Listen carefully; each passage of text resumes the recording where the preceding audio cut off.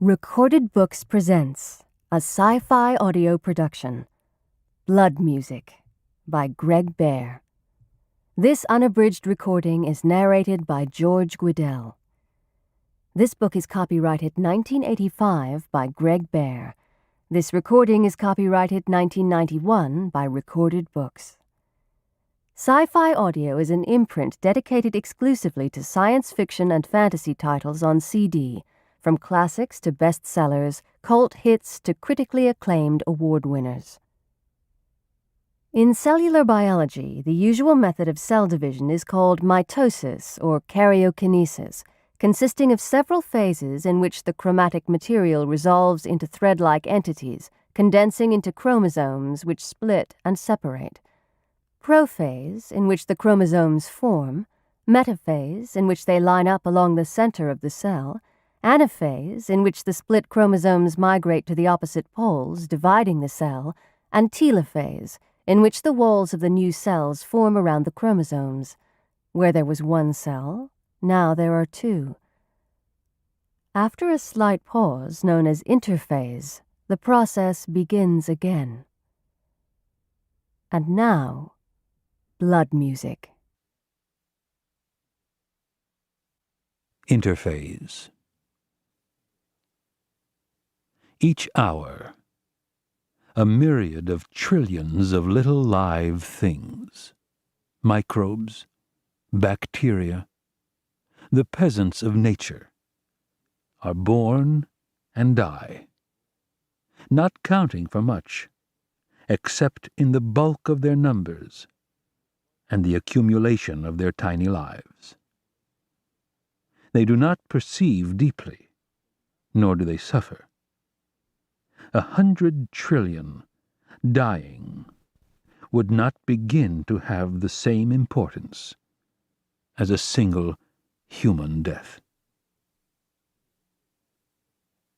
Within the ranks of magnitude of all creatures, small as microbes or great as humans, there is an equality of elan, just as the branches of a tall tree, gathered together, equal the bulk of the limbs below, and all the limbs equal the bulk of the trunk. We believe this as firmly as the kings of France believed in their hierarchy. Which of our generations will come to disagree? Anaphase, June to September. Chapter 1. La Jolla, California. The rectangular slate-black sign stood on a low mound of bright green and clumpy Korean grass, surrounded by irises and sided by a dark, cement-bedded brook filled with koi.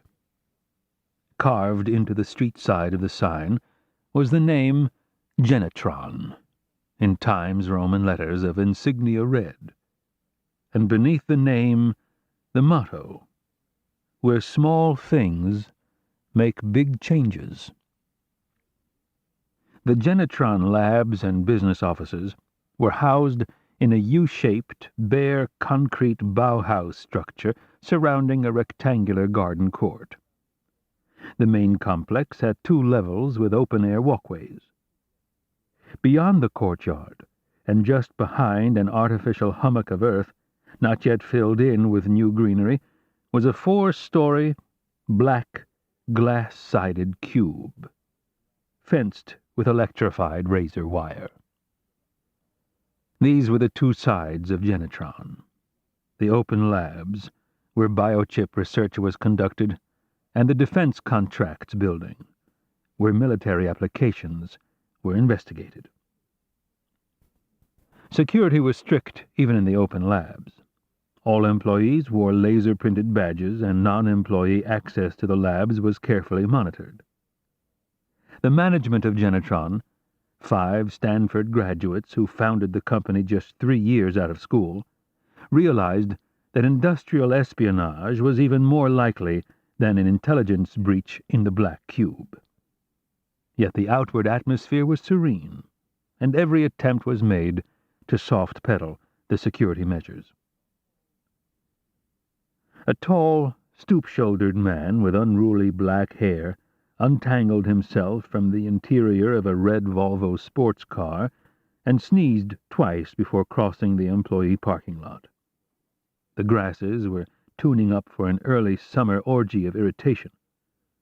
He casually greeted Walter, the middle-aged and whipped wiry guard. Walter just as casually confirmed his badge by running it through the laser reader. "Not much sleep last night, Mr. Olam?" Walter asked.